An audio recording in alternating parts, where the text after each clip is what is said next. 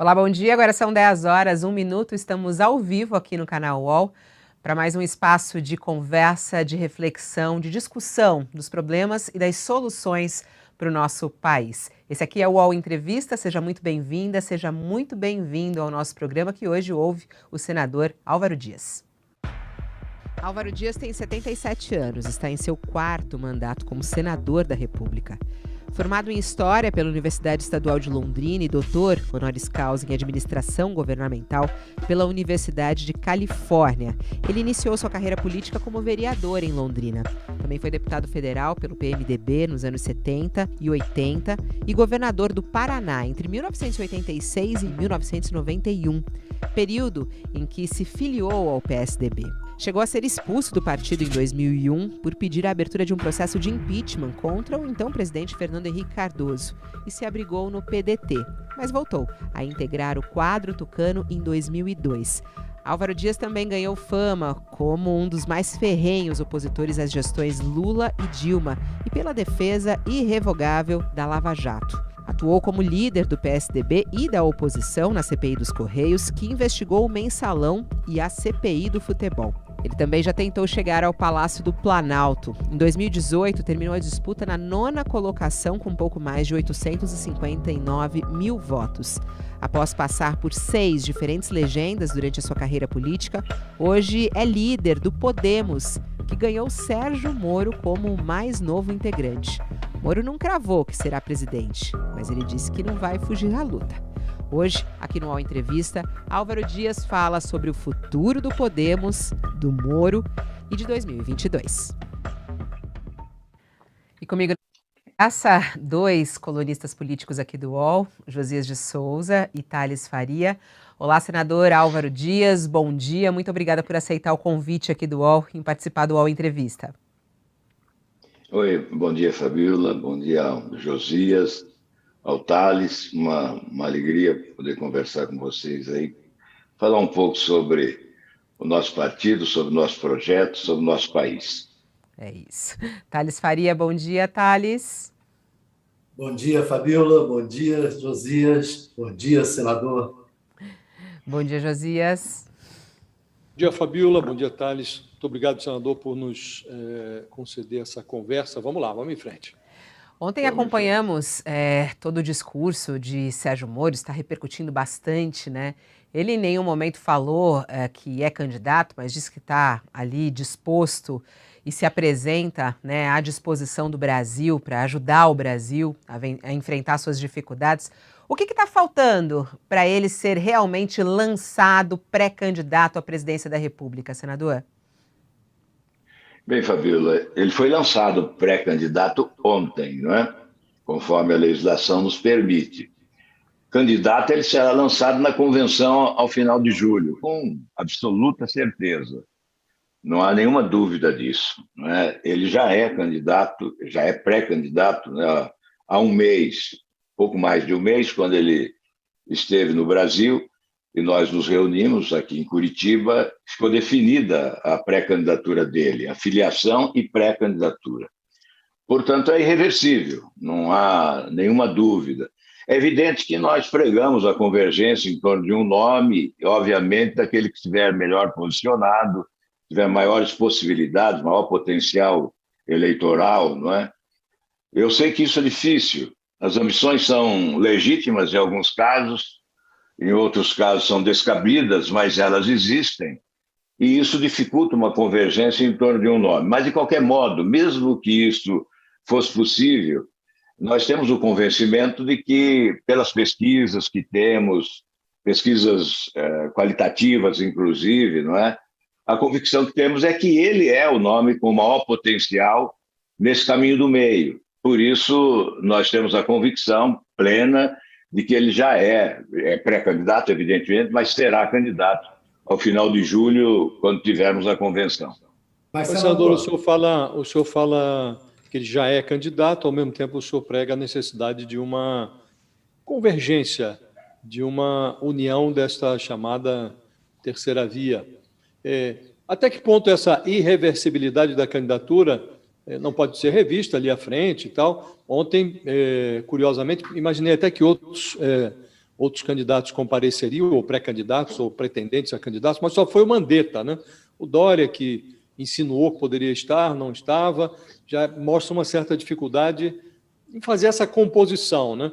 O senhor acha que, o senhor diz, o Moro é o mais bem posto, mas ele, lá na frente, se não for, ele abriria? Como é que os senhores estão trabalhando essa possibilidade de composição? Se nós não admitíssemos a hipótese de abrir numa eventual prevalência de outro nome no caminho do meio, não seríamos honestos, né? E não teríamos autoridade para defender a convergência. Eu defendo a convergência, mas, sinceramente, considero muito difícil, né? Não quero dizer impossível, mas muito difícil. E a minha convicção de que ele estará à frente é que me leva a dizer que a sua candidatura é irreversível. Essa convicção eu tenho. Mas, senador... Eu conheço o potencial dos outros postulantes no caminho do meio e sei que eles não terão a mesma dimensão. Veja bem, o Moro conquistou protagonismo. Eu não vejo possibilidade de sucesso para quem não tenha protagonismo, não possa exercer o protagonismo. Adquirir durante a campanha é um risco. É preciso já ter adquirido esse protagonismo. Fato concreto em relação a Moro. Fato também concreto em relação aos demais? Não. Não há protagonismo em relação aos outros que postulam o caminho do meio. Essa é a razão da minha convicção de que ele chegará à frente. Obviamente, atacado pela esquerda, atacado pela direita, obviamente atacado por ser alienígena, né, como disse o Josias, né, chegando agora, é exatamente o que o favorece. Essa é a minha análise, a minha avaliação é que isso tudo favorece, estimula o seu desempenho. Ele é homem de enfrentamento, ele não foge à raia, como se diz popularmente, não é? Então, na verdade, o fato de ser atacado pela esquerda, atacado pela direita e estar chegando agora, dá a ele uma condição ainda, um espaço ainda maior de protagonismo, o que favorece nessa competição. Mas, senador, há sempre a possibilidade, já que vai haver essa conversa, o Oriovisto ontem até falou publicamente que o Moro disse a ele que está disposto a abrir mão do cargo mesmo, da vaga mesmo, se tiver essa convergência, se for outro candidato for. Então, há essa possibilidade. O seu mandato está previsto até terminar nas próximas eleições. E o senhor já falou que pretende concorrer ao Senado. Disse que, se ele não for, ele voltará para o Senado no Paraná. O senhor está disposto a ceder a vaga a ele? A vaga não me pertence, né? Pertence à população do Paraná. E eu sou franco, Thales, em dizer que, mesmo que o Moro seja candidato a presidente da República, eu só serei candidato ao Senado se me sentir convocado. Eu sei que acham que político, todos são iguais e pensam da mesma maneira, têm apego ao mandato, mas eu só serei candidato se for convocado pela população. Isso é fácil verificar. Basta fazer pesquisa e verificar se a população me deseja no Senado novamente, não é? Ou não. Eu já venci 9 eleições no Paraná, não é? Acho que sou recordista, político em atividade com o maior número de mandatos. Francamente, lá no Paraná, no seu partido, a vaga é sua. Então, eu repito, o senhor está disposto a ceder a vaga ao Moro? Não tenho a menor dúvida, mas eu não terei esse impasse. Não terei. Eu estou dizendo que eu só serei candidato se me sentir convocado pela população. Mas se eventualmente ocorresse um fato como esse, que não ocorrerá, porque o Moro não está brincando, ele não apareceu para brincar. Ele não foi brincar ontem lá no Centro de Convenções do Ulisses Guimarães. Ele não fez aquele discurso de brincadeira, não é? Então, ele assumiu um compromisso ontem que é irreversível. É um caminho de ida sem volta. Mas dá para descartar? O nome dele e a foto dele estará na urna eletrônica em outubro, no primeiro domingo de outubro do ano que vem. Então, isso é irreversível. Mas se houvesse essa hipótese, sem nenhum problema, sem nenhum problema. Eu repito, eu não tenho apego ao mandato, já exerci vários, não é? Então, sinceramente, essa é a minha posição. Eu estou senador, contribuindo. Eu acho que eu estou agora numa missão aqui, inclusive, de colaborar para que ocorra uma renovação política com qualidade no Brasil e especialmente no meu estado, onde eu posso ter maior influência para atrair valores para a atividade pública, né? Desgastante esse campo minado das incompreensões, das injustiças e principalmente da inversão de valores, o que desestimula pessoas talentosas, pessoas probas, né, de participar ativamente desta atividade. Então, estou tentando, nessa fase da minha participação política, contribuir para que ocorra uma renovação política de qualidade. Senador, então, descartada 100% a possibilidade de Moro ser candidato ao Senado. O senhor está dando a entender isso aqui. Já está... Totalmente descartado. Veja, Fabíola, deixa eu só colocar mais essa pedrinha aí no sapato de alguns, não é? Eu vi nos últimos dias um movimento aí em São Paulo, especialmente, e com toda certeza esse movimento tem o endereço do interessado, não é? Em colocar Moro como candidato ao Senado em São Paulo, com pesquisa, onde ele aparece liderando, divulgação dessas pesquisas e tal, como se a candidatura dele para a presidência da República fosse apenas uma encenação, um balão de ensaio, não é? Não é uma encenação, não é um balão de ensaio, é para valer. O endereço do interessado aqui, o senhor se refere ao Palácio dos Bandeirantes? É o Dória o interessado? Especialmente, né? Especialmente. Não há nenhuma razão para não dizer isso. Ao Dória, na sua visão, interessaria que o Moro fosse candidato ao Senado até para ajudá-lo a... Exatamente. Eu acho que é o interesse legítimo dele, eu não vejo mal nisso. Ele propugnar essa tese. Ele gostaria de ter o Moro candidato ao Senado em São Paulo, apoiando a candidatura dele à presidência da República. Nada mais legítimo do que isso, mas impossível, porque o Moro não é eleitor dele, é concorrente.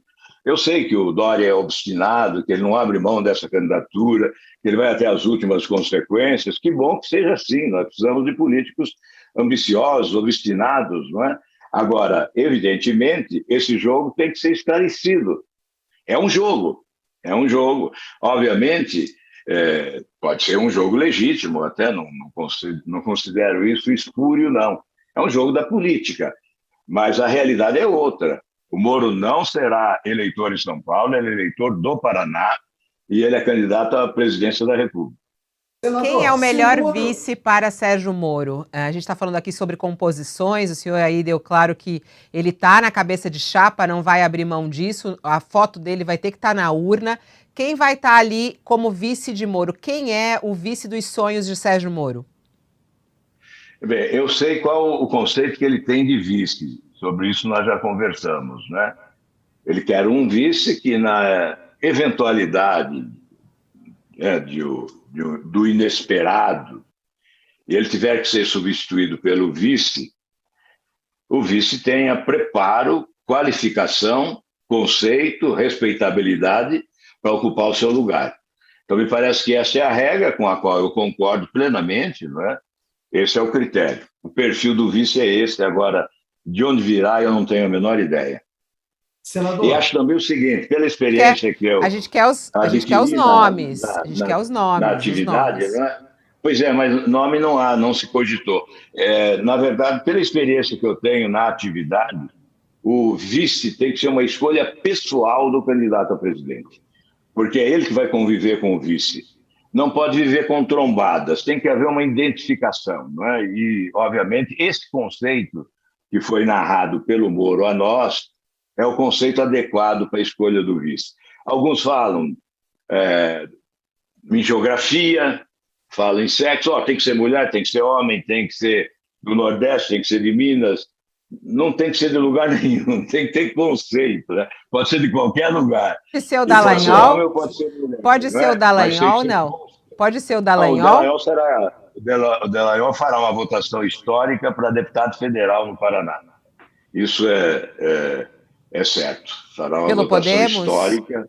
Pelo Podemos? Pelo Podemos. Fará uma votação histórica no Paraná e certamente há aqueles que não desejam que ele seja candidato. Mas é Jussi Speniandi. Ele será candidato também a deputado federal. Já foi filiado? Já foi filiado? Não, ainda não. Quando que ainda vai não, ser? mas será. Quando que vai ser? Desculpa, Thales, é que eu acho importante essa informação. Tudo bem. Quando eu imagino que vai ser? que... Eu não conversei com ele sobre data ainda, mas eu imagino que em dezembro. Aí é possível que seja em dezembro. É possível. Ele que vai definir o momento, não é? Mas eu imagino que possa ser em dezembro. Senador, se eleito, o Moro vai refazer a Lava Jato? Eu creio que ele deve institucionalizar uma política de Estado permanente de combate à corrupção que tenha como modelo a Operação Lava Jato, que obteve êxito, evidentemente, depois vítima de uma conspiração engendrada, né, a exemplo do que ocorreu na Itália, para a sua desmoralização e para, na verdade, a trucidar, né, um ato de trucidar a Operação Lava Jato, que foi uma conquista do povo brasileiro, a grande aspiração nacional de combate à corrupção. Então, eu imagino que a institucionalização da Operação Lava Jato como símbolo de uma política permanente de Estado de combate à corrupção deva ser, sim, aliás, no discurso de ontem isso ficou evidenciado, né, deva ser uma das preocupações e uma das missões, um dos projetos, né, uma das propostas de promessas e compromissos que ele deverá assumir durante a campanha eleitoral. Senador, o senhor está falando da Lava Jato. A Lava Jato teve méritos inegáveis. Pela primeira vez, combateu-se a sério ali a corrupção. Foram para a cadeia ali personagens que nunca o brasileiro imaginou que ia ver atrás das grades, né? E teve problemas também. E agora está sendo desmontada a operação, em parte, por conta de um material, de matéria-prima fornecida pela própria Força Tarefa. O Moro começou a fornecer matéria-prima para a desmoralização da Lava Jato quando assumiu o Ministério da Justiça de Bolsonaro, um erro crasso, a meu juízo. E depois vieram aquelas gravações que foram roubadas ali dos celulares dos procuradores, que mostraram uma relação imprópria, para dizer o mínimo, entre o juiz e os procuradores. Esse material vai estar na campanha. Os senhores já discutiram sobre isso, como vão se haver com este contencioso da Lava Jato, que tem, como disse, os seus méritos, mas tem também respostas a dar. Olha, Josias, é uma pergunta instigante, sim. Não discutimos isso, mas não há necessidade de discussão. Eu creio que, nesse aspecto, há sintonia. Nós vamos sair dos tribunais para as ruas. Nas ruas não vamos discutir preciosismos jurídicos, mas vamos discutir os tribunais também. Modelo de tribunais, sistema de escolha de ministro supremo. Vamos discutir se o apadrinhamento político não é que leva à suspeição de determinadas decisões dos tribunais superiores. Isso tudo tem que ser discutido nas ruas do país. E certamente passará ao largo o preciosismo jurídico como tema central. Eu gostaria até de lembrar uma fala do ministro Barroso, que, comparando com as mãos limpas, ele disse: na Itália a corrupção conquistou a impunidade. No Brasil quer mais, quer vingança. E, evidentemente, os conspiradores contra o combate à corrupção desejam sequestrar a narrativa desse momento vivido no Brasil de combate à corrupção, que agora apresenta todos esses retrocessos que são sustentados nos três poderes: no legislativo, retrocesso na legislação; no judiciário, com decisões que eu considero estapafúrdias. Por exemplo, levaram 6 anos para decidir que a 13ª Vara Federal de Curitiba era incompetente para julgar o ex-presidente da República, depois que ele foi condenado, não é? Por cerca de 9 magistrados, se não me falha a memória, passando Tribunal Federal Regional em Porto Alegre, depois o STJ e com recursos também julgados no Supremo Tribunal Federal. Depois de 6 anos, ministros que tinham uma convicção arraigada, consagrada, mudaram essas convicções. A exemplo do que ocorreu com a prisão em segunda instância, depois de vários anos de prática desse instituto da prisão do condenado em segunda instância, que foi fundamental para a população voltar a ter a sensação de que existe justiça no Brasil. Depois de vários anos, aqueles que consideravam a prisão em segunda instância um avanço civilizatório determinaram a sua extinção, pelo 6-5. Então, um retrocesso, uma mudança de convicção. Qual a causa? Apadrinhamento político. Fica sob suspeição decisões dessa natureza.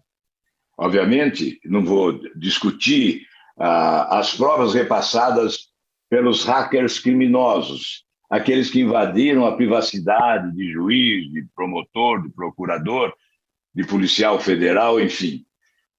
Não vou discutir também nas ruas do Brasil, durante o processo eleitoral, que a legislação de combate ao crime organizado possibilita, sim, essa interação entre agentes públicos de instituições federais, estaduais e municipais, ou seja, Polícia Federal, Polícia Civil, Ministério Público, no combate ao crime organizado. Combater um barão da corrupção não é combater um ladrão de uma coxinha no bar da esquina. É muito diferente, todos vocês sabem, com a inteligência que possuem, né, que é um enfrentamento dramático, enfrentar políticos poderosos, empresários poderosos, num esquema complexo e sofisticado de corrupção que assaltou milhões de reais do povo brasileiro. Evidentemente, isso é que vai ser considerado pela população. A população vai deixar o detalhe para considerar o macro, né? O que é importante para o país. Mas, senador, o combate à corrupção foi uma prioridade do povo nesses anos todos. Mas, senador, dá uma curiosidade de saber como que, nesses debates, Sérgio Moro vai explicar isso, porque a decisão do Supremo, e ele sempre defende a justiça, Sérgio Moro, claro, veio de lá. Como ele vai explicar isso, essa questão de ele ser um juiz considerado parcial pelo próprio Supremo Tribunal Federal? Como é que vai ser essa explicação no debate cara a cara, por exemplo, com o ex-presidente Lula? Olha, eu diria, não sei o que ele dirá. Evidentemente, ele terá mais competência do que eu, porque é deste ramo, né, para apresentar as razões do seu comportamento. Eu não tenho nenhuma dificuldade em defender o comportamento de Sérgio Moro como juiz. Eu não tenho nenhuma dificuldade de dizer que ele foi correto, que ele foi imparcial, que ele julgou com base em provas documentais, testemunhais, com base em confissões, depoimentos irreversíveis. Eu diria Palocci e tantos outros, não é? Aceitar o Ministério da Justiça não foi um gesto de parcialidade? Exato. Primeiro, na verdade, Thales, é preciso primeiro dizer isso que eu estou dizendo. Eu acredito na imparcialidade do Moro. Ele procurou fazer justiça.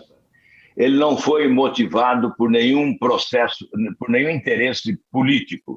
À época, ele nem imaginava a hipótese. Eu posso dizer isso, eu posso afirmar isso, porque em 2018, realmente, eu confesso aqui que fiz uma sondagem.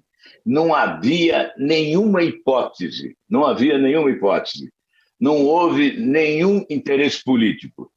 Houve, isso sim, o cumprimento do seu dever de magistrado. E, evidentemente, a utilização de vazamento, de conversas, é uma utilização criminosa, que não deveria ser considerada. E, evidentemente, Mas, senador, nós então temos... dá a entender com a sua fala, Pois não. desculpa lhe cortar, mas dá a entender na sua fala, então, que Sérgio Moro vai, nesse debate, criticar o Supremo Tribunal Federal. E aí, de repente, não se aproximando, por exemplo, do que faz o governo Bolsonaro, o presidente Bolsonaro, porque foi o Supremo que disse isso, não o senador. Ele tem críticas ao Supremo Tribunal Federal, Sérgio Moro? Bom, isso ele dirá durante a campanha, né? Eu não posso ser porta-voz dele nesse momento em relação a esse tema, que é um tema complexo, né? Delicado, e, obviamente, as razões que ele teria para discordar do Supremo Tribunal Federal são totalmente diferentes das razões do presidente Bolsonaro, não é? O que nós estamos focalizando, o que eu defendo especialmente, é a mudança do sistema de escolha dos ministros do Supremo. Porque, mesmo quando eu particularmente considero que eles estão interpretando a legislação vigente e decidindo corretamente, quando se trata de decidir questões referentes a agentes públicos, sempre fica a suspeição, porque houve uma indicação política, houve um apadrinhamento, a suspeição é inevitável. É evidente que há razões para se suspeitar de quem foi indicado politicamente muito mais do que quem passou num concurso público, graças ao seu talento, ao estudo, à pesquisa, ao aprendizado. Portanto, se há suspeição em relação a magistrados, é muito mais provável que essa suspeição recaia sobre aqueles que foram indicados politicamente do que aqueles que chegaram à posição por mérito. Então, nós defendemos, acho importante colocar isso, acho que deveria ser, inclusive, compromisso agora da campanha eleitoral, a mudança do sistema de escolha dos ministros dos tribunais superiores, substituindo indicação política por meritocracia. E é uma forma simples, que é do voto. A magistratura elegeria um, o Ministério Público elegeria outro, a advocacia elegeria outro, a lista tríplice iria ao presidente da República, ele escolheria um dos três, submeteria ao Senado, sabatina, votação e fixação de mandato, a legislação fixando a duração do mandato, isso também é essencial. Mas, diante do que o senhor falou sobre a suspeição sempre existir, eu volto a perguntar ao senhor, não faz sentido a suspeição sobre o fato de o Moro ter aceitado o Ministério da Justiça, de que ele realmente teve... Isso foi um dos argumentos do ministro Gilmar Mendes no julgamento. Tanto isso, quanto a outra questão do vazamento do Palocci, da delação do Palocci. Olha, não faz sentido. Ele agiu certo ao aceitar o Ministério da Justiça? Isso não criou suspeição sobre ele? Bem, eu não vejo razão para suspeitar. Eu vejo razão para reconhecer o erro político, não é? Eu não iria, de forma alguma. Eu não iria, porque água e óleo, né? Não há como misturar aí, não há identificação, não é? Não há nenhuma hipótese de você ver os dois abraçados, né? O pensamento político, postura, entra uma outra comportamento ético. Há uma diferença que afasta, só afasta, não há convergência. Então, o erro foi político, uma decisão equivocada, isso no meu entendimento. Se eu tivesse sido consultado, ouvido à época, eu diria, minha opinião, não vá. Mas não creio que tenha sido razão para a suspeição. Na verdade, quando Joaquim Barbosa se aposentou do Supremo Tribunal Federal, certamente se aposentou por ter cumprido uma missão fundamental para o país. Pela primeira vez, com Joaquim Barbosa na presidência do Supremo Tribunal Federal, nós vimos malandro criminoso do colarinho branco na cadeia.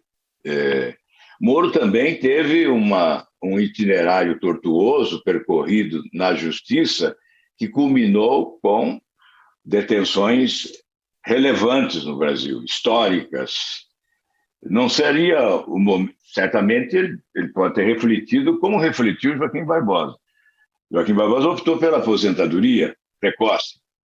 O Moro optou por uma outra alternativa, motivado pelo desejo de defender no Ministério da Justiça, com essa ferramenta importante, ferramenta política importante que é o Ministério da Justiça, defender a política de combate à corrupção com outras armas. E, inclusive, tentar aprimorar a legislação. Tentar aprimorar a legislação como tentou, né, com o pacote anticrime, anticorrupção e antiviolência, mal sucedido, porque faltou o apoio da presidência. Mas, para concluir, Josias, só para concluir, então eu imagino que tenha sido esse o objetivo, não é? Esse foi o objetivo. Evidentemente, a decisão foi equivocada, mas o objetivo era patriótico.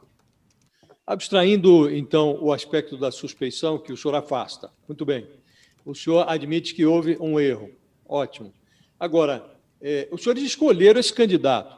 Então, agora eu vou fazer uma reflexão de outro tipo. Era visto como um juiz perspicaz, tanto que obteve o resultado que obteve. Não foi muita ingenuidade a imaginar que, tendo feito o que fez, atuando na área que atuava, ia chegar em Brasília com Bolsonaro, um sujeito que estava aí na vitrine há quase 30 anos. Ninguém ignorava quem era o Bolsonaro, era só entrar na internet e ver. Pregava assassinato de presidente da República, tinha lá as suas ideias. Não é nem conservador, ele é retrógrado mesmo, né? E imaginar que ia chegar em Brasília, ministro da Justiça, ia negociar no Congresso com as pessoas que estavam ali com a corda no pescoço, um pacote anticrime, anticorrupção, não é ingenuidade demais para um personagem que agora quer ser presidente da República? Os senhores escolheram o candidato, não avaliaram esse tipo de crítica que será feita? Como se defender de uma coisa como essa? Eu substituiria ingenuidade por coragem, né? Por esperança, convicção, acreditar na própria capacidade de convencer, utilizar o apoio popular que obteve. Afinal, nós vimos Sérgio Moro como Superman nos braços do povo e multidões nas ruas do país. Essa força ele imaginou utilizar para promover essas mudanças, esses avanços, não é? Não creio que tenha sido ingenuidade. Ele confiou plenamente e, obviamente, faltou o apoio no Congresso, mas principalmente o apoio do presidente da República. E nós não podemos ignorar que o nosso sistema presidencialista é de muito poder. E as grandes reformas, as reformas de profundidade só ocorrem quando o presidente da República assume a liderança do processo, quando ele articula politicamente, quando ele comanda. E, evidentemente, nós não tivemos isso. Eu diria que Sérgio Moro foi jogado às feras e ele tentou, iniciante, sim, na atividade política, nesse sistema de relação promíscua entre os dois poderes, ele tentou, pela palavra, pelo convencimento, conquistar maioria para aprovar as suas propostas. Não foi possível, não conseguiu. Mas eu não creio que tenha sido ingenuidade. E foi um grande aprendizado, certamente. Essa experiência adquirida será muito importante agora para o seu desempenho como pré-candidato à presidência da República e ser eleito como presidente da República. Interessante que o senhor falou de aprendizado. O presidente Jair Bolsonaro deu uma declaração agora há pouco, não sei se o senhor já acompanhou ou não, que ele falou sobre o discurso de Moro e a filiação dele.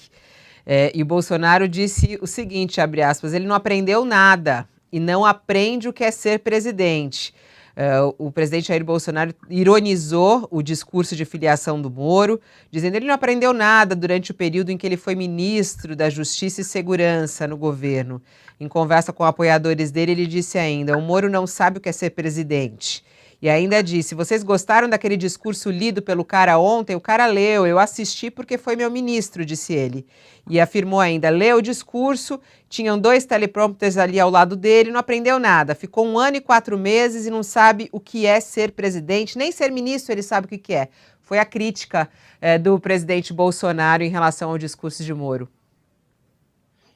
Mas ele aprendeu muito o que não se deve fazer como presidente. Isso ele aprendeu, tenho certeza. O professor que ensina como não se deve proceder na presidência da República é exemplar. Esse professor é competente. Qual vai ser o tom de crítica de Sérgio Moro e do Podemos, né, nessa candidatura ao governo Bolsonaro? Qual é a sua análise em relação ao governo Bolsonaro e qual vai ser o tom de crítica ao governo Bolsonaro? Bem, se fosse eu candidato, não partiria para agressividade, para radicalidade, porque há beligerância política que certamente provoca revolta nas pessoas lúcidas no país. Esse ódio acumulado à esquerda, ódio acumulado à direita, esse confronto, como disse ontem no discurso, entre a extrema esquerda e a extrema direita, dá vitória ao caos. Nós temos que rejeitar o ódio e abraçar a construção, né? Nesse caminho do meio, com lucidez, com maturidade, com equilíbrio, né? E competência, buscar os avanços desse projeto estratégico de desenvolvimento econômico para o país que não temos há décadas. Aquilo que se fala de projeto de nação, projeto estratégico de desenvolvimento econômico capaz de enfrentar os desafios dos investimentos e da produtividade, sobretudo na área de educação, de ciência, de pesquisa, inovação, tecnologia, para que o Brasil possa escapar dessa armadilha da renda média e avançar para um patamar de país desenvolvido. Este é o projeto que é preciso ser colocado com ênfase e, evidentemente, desprezando o ódio, a radicalidade. Imagino que a população brasileira esteja cansada desses arroubos, não é? Dessa valentia oportunista eventual para convencer pela emoção as pessoas que este é o caminho e não aquele. Eu imagino que o sofrimento pode ter levado a população a optar por essa forma de escolha. Por Até isso eu porque... partiria muito mais para a proposição do que para a crítica, até porque a crítica não há necessidade. Até porque uma crítica, parte do eleitorado do Bolsonaro tende a ir para o Moro, né? Eu perguntaria ao senhor, o Moro é o candidato dos frustrados com o Bolsonaro? Na verdade, as pesquisas qualitativas revelam o seguinte: Moro tem dele de 10% a 12% de votos. O restante é anti-Lula. E eu não me lembro qual é o percentual que Lula tem de voto dele mesmo e do PT e o que tem de anti-Bolsonaro. Então, existe um espaço nesse caminho do meio para uma proposta inteligente que convença e galvanize a opinião pública, que possa, então, buscar votos à direita e à esquerda, inclusive. É por isso que essa tentativa de convergência em torno de um projeto, que eu repito, seria um projeto de nação, eu chamo de refundação da República, né, há muito tempo, a convergência em torno de um projeto dessa natureza, liderado por uma personalidade nova na política, como é o Sérgio Moro, certamente teria um espaço enorme, uma avenida ampla à frente para percorrer o destino da vitória. Imagino que seja possível, sim. Eu acredito nisso. O nosso partido está acreditando nisso, especialmente depois do discurso de Moro ontem. Nós sentimos que há qualificação na proposta dele. E é preciso dizer o seguinte: essa não é uma proposta definitiva. São linhas gerais de um projeto que ele pretende discutir com a sociedade. Ele está ouvindo, ele vai continuar ouvindo. Ainda é cedo para formalizar uma proposta definitiva. Mas os indícios apresentados ontem são extremamente positivos e, por isso, o nosso partido se alimenta desse entusiasmo e crença. Senador, a taxa de conhecimento do Sérgio Moro é muito grande. Ele tem também uma taxa de rejeição que não é negligenciável. Parece haver uma posição mais consolidada do Lula em relação à perspectiva de chegar ao segundo turno. Então, se o Sérgio Moro tiver alguma chance de chegar ao segundo turno, retirando dessa posição o Bolsonaro. Eu queria saber com que tipo de estratégia os senhores trabalham, porque o ex-ministro Sérgio Moro apareceu aí numa pesquisa ali entre o terceiro e o quarto lugar, mais próximo do terceiro do que do quarto, roçando o cotovelo ali com o Ciro Gomes, né? Qual é a estratégia com a qual os senhores trabalham para tirar o Bolsonaro do segundo turno? Porque o Moro hoje está ainda num longínquo terceiro lugar, né? O que fazer? Bem, eu concordo com você que a posição do ex-presidente Lula é mais consolidada, que vulnerável está o presidente da República. Ele próprio cava a sua própria vulnerabilidade, por gestos, por palavras e principalmente comportamento, ausência de ação. Há um deserto de criatividade na esplanada dos ministérios. As providências adotadas são as mais estapafúrdias possíveis, como esse calote dos precatórios, né, com o furo do teto de gastos, quando há recursos, e nós estamos apresentando proposta alternativa, com recursos para bancar o Auxílio Brasil exatamente na dimensão que ele anunciou. Então, é evidente que ele próprio vai cavando a sua vulnerabilidade e há, sim, a esperança de migração. A proposta do Moro ontem já foi vista assim, como uma proposta de centro-direita, portanto, mais sensível a eleitores do Bolsonaro. Então, eu imagino que a possibilidade de roubar votos do Bolsonaro é maior do que do presidente Lula, até porque tem o Ciro Gomes também nesse caminho, que também é um cooptador de votos do presidente Lula, que é da esquerda. Então, eu imagino que realmente a chance maior de Moro engordar o seu capital eleitoral é bebendo nas águas do bolsonarismo, aí mais à direita. O senhor defende o impeachment do Bolsonaro? Não, eu achei que seria uma imprudência. Não existem condições para impeachment. Eu fui mal entendido, fui criticado quando me coloquei contrariamente a um processo de impeachment. Nós temos a experiência do impeachment da presidente Dilma, né? Como é doloroso isso, e como é um processo longevo, né? Que caminha... Veja, quando propuseram o impeachment agora, mais recentemente, eu fiz as contas e disse, quando nós estivermos concluindo o processo de impeachment, nós já estaremos próximos da eleição. Então, nós caminharíamos juntos com o processo de impeachment e o processo eleitoral. Um tumulto no país gigantesco. E depois a nação está dividida. Você não pode falar em impeachment sem apoio popular denso, né, intenso. Os dois processos de impeachment que tivemos na nossa história contemporânea se deram com multidões nas ruas, né? O caso do Collor, o caso da Dilma. E hoje nós não teríamos esse apoio popular. Portanto, as condições não estavam postas, né? E também o pragmatismo me leva a refletir que jamais nós teremos êxito para a admissibilidade de um processo de impeachment na Câmara dos Deputados, com o Centrão comandando, né? O custo nós conhecemos, mas há uma predominância e não há como você convencer, já que, certamente, os laços são muito sólidos entre o presidente da República e o Centrão, e, obviamente, com o comando do Executivo e do Legislativo via Câmara dos Deputados. Seria, portanto, seria fazer uma pregação no deserto.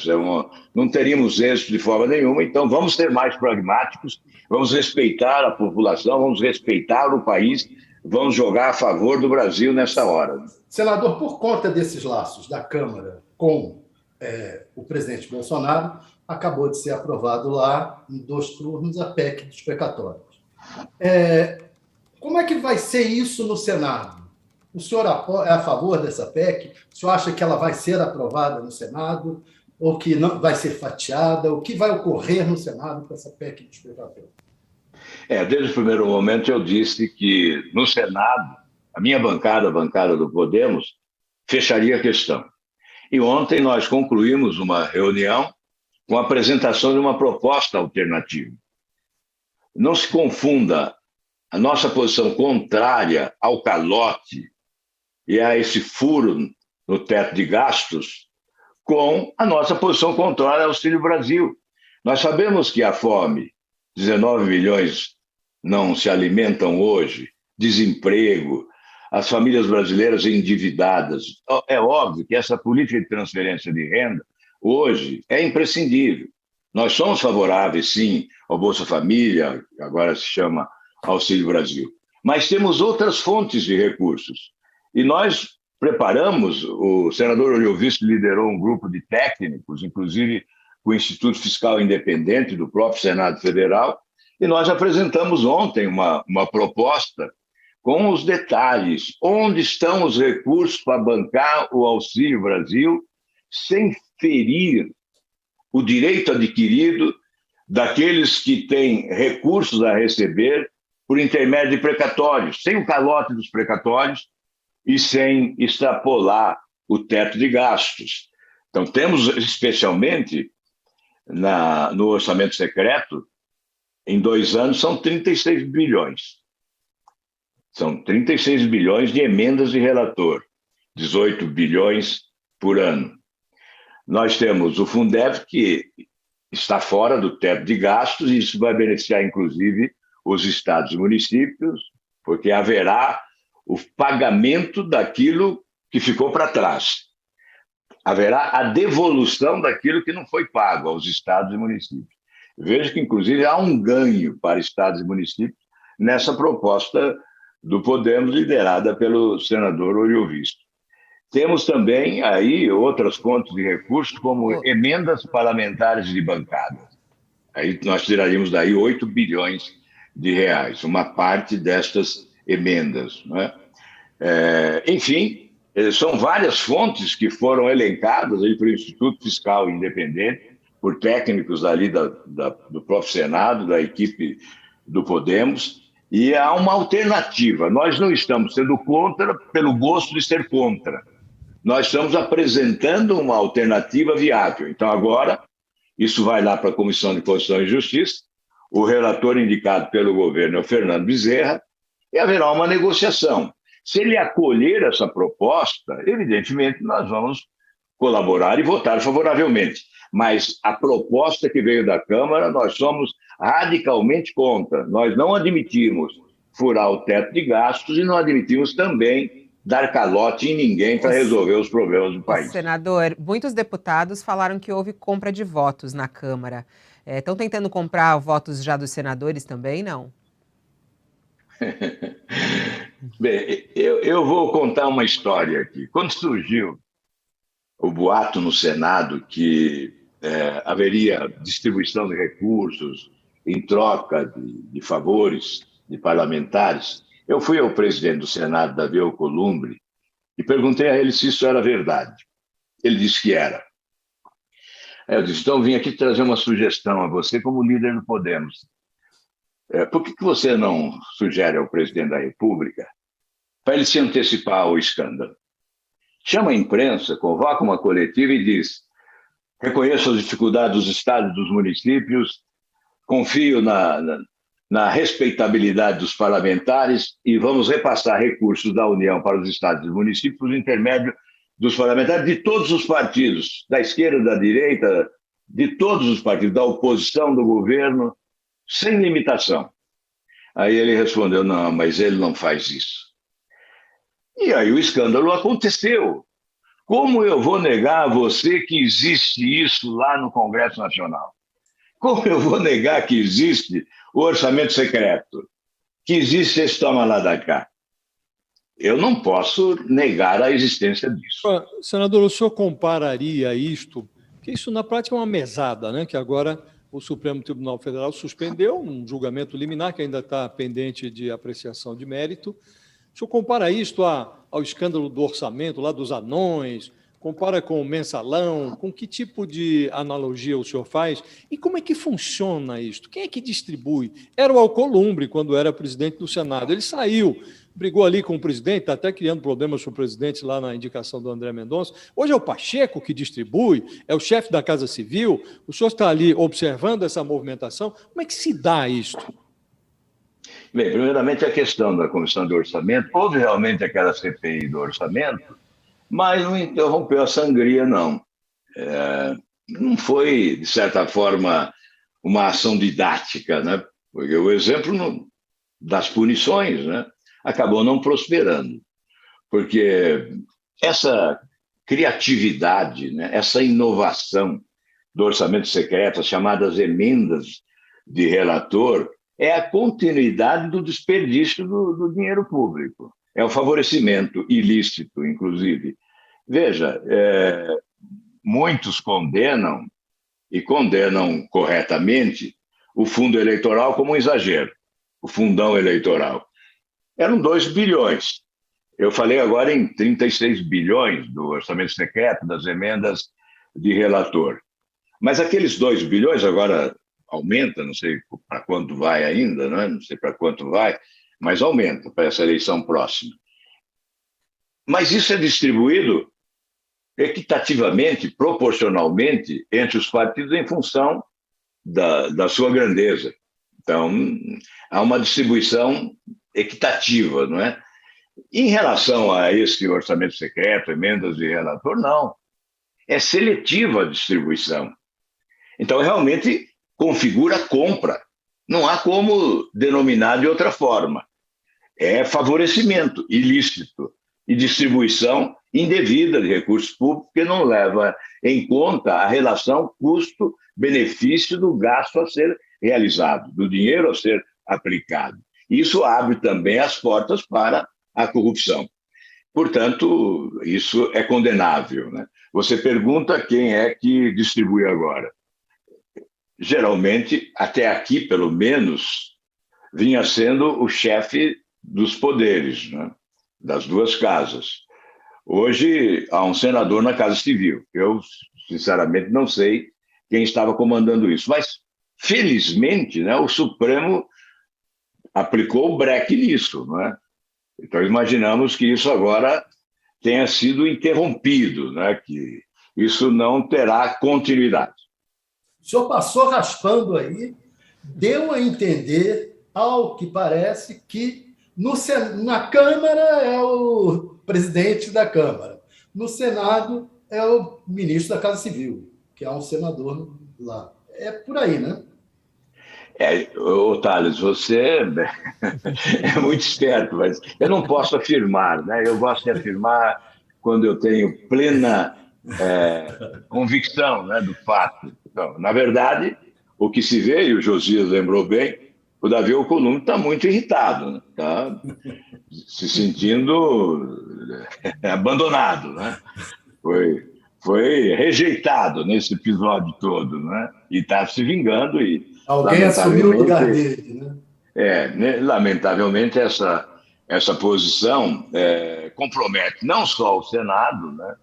Obviamente isso arranha a nossa imagem ainda mais e compromete a produtividade legislativa, mas está comprometendo também outras instituições que estão paralisadas em razão da Comissão de Justiça do Senado. O CNJ, por exemplo, o CNMP, o Supremo tem tido problemas com alguns impasses em razão de empates, não é? Então, nós estamos comprometendo a atividade de outras instituições fundamentais no Estado de Direito Democrático e, lamentavelmente, isso se dá exatamente em função desse jogo promíscuo, né, da relação entre os poderes que coloca como sustentáculo do apoio ou da governabilidade, como chamam sempre, para justificar determinadas atitudes, né? Esse caminho do toma lá da cá, que é um deplorável caminho que já levou o país a vários escândalos desde o mensalão. Senador, nós senador, estamos falando aqui senhor... de deplorável. Perdão, Fabiola. Não, pode falar, Josias. Tem a ver com isso? Pode falar. Tem a ver. O senhor está falando de um deplorável cenário, e de fato o cenário é deplorável. O que eu queria saber é, na hipotética possibilidade de uma vitória de Sérgio Moro, vamos supor que o Sérgio Moro virasse um fenômeno eleitoral e virasse presidente da República, como é que um personagem como o Sérgio Moro governaria o país, tendo que lidar com o Centrão? Hoje nós temos um réu na presidência da Câmara, né? Temos essas complicações todas de dinheiro por baixo da mesa, orçamento secreto. Como é que um ex-juiz, com a aversão que ele desperta no mundo político, governaria o país? Vai botar uma câmera no gabinete presidencial? Como é que faz? Começa pela boa escolha, né? Acho que precisa ser feliz no momento de escolher os seus interlocutores. Os líderes do governo no Congresso são importantes e, evidentemente, os ministros do Palácio, não só a Casa Civil, aqueles que colaboram diretamente na articulação política. E o próprio presidente tem que ser o grande articulador, ele tem que ser incansável. Eu acredito no convencimento. Alguns presidentes acharam mais fácil, mais confortável comprar do que convencer. Eu acredito no convencimento, principalmente com um apoio popular. Eu sempre digo que o Congresso não rema contra a correnteza da opinião pública. Se o presidente da República chega, levado pela legitimidade do voto, à presidência da República e imediatamente impõe, ele toca a sua música, escolhe o seu caminho e se relaciona diretamente com a população. Por isso que eu digo que o presidente da República, a gestão tem que ser 50% gestão e 50% comunicação. Um pouco mais, um pouco menos, mas é mais ou menos dividido, gestão e comunicação. Porque é o convencimento, você tem que convencer a população a apoiar a sua proposta, o seu projeto, porque aí você terá o apoio do Congresso. Eu repito, o Congresso não rema contra a correnteza de opinião pública. Então, eu vejo isso como viável, sim, estabelecer uma relação republicana. Há outras formas de prestigiamento de parlamentar. Existem formas de prestigiamento político que engrandece o parlamentar, ele se sente, evidentemente, motivado a apoiar o governo e a presidência da República. Se isso for colocado em prática, eu acredito, sim, que o ex-juiz possa ser um grande presidente. O senhor acha que a CPI da Covid vai dar em alguma coisa? O relatório final, a acusação dos crimes cometidos pelo presidente, isso vai render alguma coisa para o presidente? Ele pode ser preso, na sua visão? Quais são as consequências que o senhor vê? Eu creio que a CPI já apresentou resultados, porque a CPI, no meu entendimento, eu participei de quase todas elas no período PT no governo, né? A CPI tem 3 vertentes. A primeira é da transparência. Você coloca o mal à luz para que ele seja conhecido, identificado, combatido e, se possível, condenado. Eu acho que essa parte a CPI cumpriu, porque a imprensa deu completa cobertura, né? Intensa cobertura. Aliás, uma CPI só tem sucesso quando a imprensa, quando a mídia tem interesse nela, divulga. Aí vem a transparência. A outra vertente é a legislação. Se da CPI você retira lições para melhorar a legislação do país. Essa é a outra vertente. E a outra é da condenação, né? A parte da condenação. Aí nós dependemos muito do Ministério Público. Veja, a CPI dos Correios, apelidada de Mensalão, CPI do Mensalão, ela teve um grande sucesso porque o procurador da República denunciou 40 de cento e poucos que foram indiciados pela CPI. Então, ela teve um grande sucesso, foi uma CPI exitosa, né?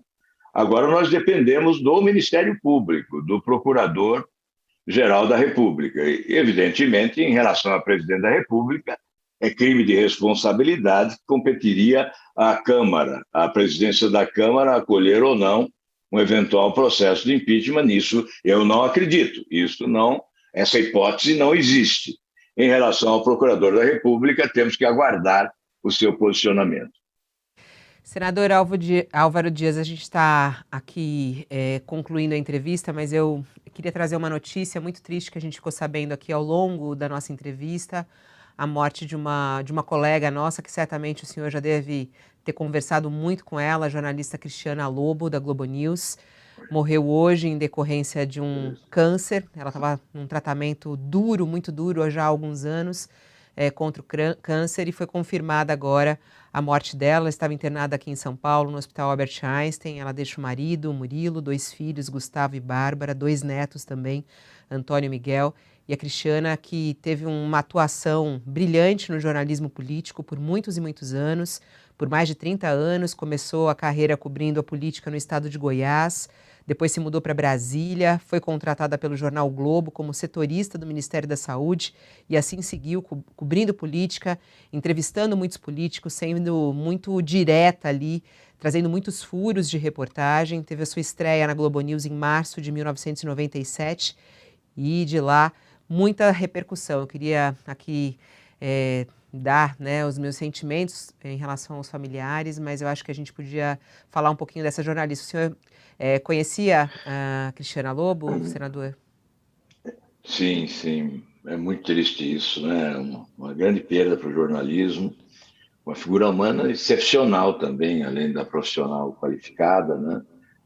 É muito triste, eu lamento profundamente. Os meus sinceros sentimentos também à família, aos amigos, enfim, ao jornalismo brasileiro. Eu acho que o Josias e Tales também, como colunistas políticos, quanto já trocaram ali com Cristiana, né, Josias? O que você podia falar da nossa colega? Convivi muito com ela. É triste demais, né, Josias? Triste. Convivi com ela, tive uma convivência intensa, uma amiga, e enfim, enfrentou esse câncer aí com muita valentia, estava debilitada, esse câncer é duro, mieloma múltiplo. Minha solidariedade aí ao marido, aos filhos, ao neto, né? Era uma profissional muito séria, muito tarimbada, muito bem informada sobre os bastidores da política. Ela tinha um programa também na Globo News, no qual ela conversava com jornalistas, estive lá algumas vezes, um programa também muito interessante, mostrava os bastidores da cobertura jornalística, né? Uma especialista em bastidor, como disse, muito bem informada. Acho que o jornalismo perdeu uma profissional muito séria, muito respeitada, e eu perdi uma amiga, perdi uma pessoa com quem convivia. Meus sentimentos, Josias. Tales, também tem alguma história para contar para a gente da Cristiana? Pensei com a Cristiana no hospital, liguei para ela, a gente conversou há cerca de um mês, eu acho, mas não achava que ela fosse falecer, achava que ela fosse sair dessa. E ela era, na verdade, uma guerreira. A Cristiana enfrentou vários reveses na vida, como nós jornalistas sempre enfrentamos. Ela foi diretora do Estadão, colunista, saiu, foi demitida de um lugar e brilhou mais em outro. Cada vez que vinha um revés, ela superava isso com mais informação. Sempre foi uma guerreira. Sempre foi uma guerreira. E é um exemplo para os jornalistas nesse sentido, de que jornalismo é perigoso, como viver é perigoso. E a gente só sai dessa lutando e trabalhando mais e mais, e ela fazer isso com direitinho. E a gente dedica, então, esse UOL Entrevista aqui à Cristiana Lobo, que tanto nos ensinou também nessa sua missão como jornalista a entrevistar políticos brasileiros. Muito obrigada, senador Álvaro Dias, pela sua participação aqui no UOL Entrevista, e um bom dia ao senhor. Eu que agradeço, um bom dia, um abraço. Tchau, Josias, tchau, Tales, até. Tchau, Fabíola, tchau, Tales, muito obrigado, senador, até uma próxima. Tchau a todos. A gente volta logo mais ao meio-dia no UOL News. Até lá.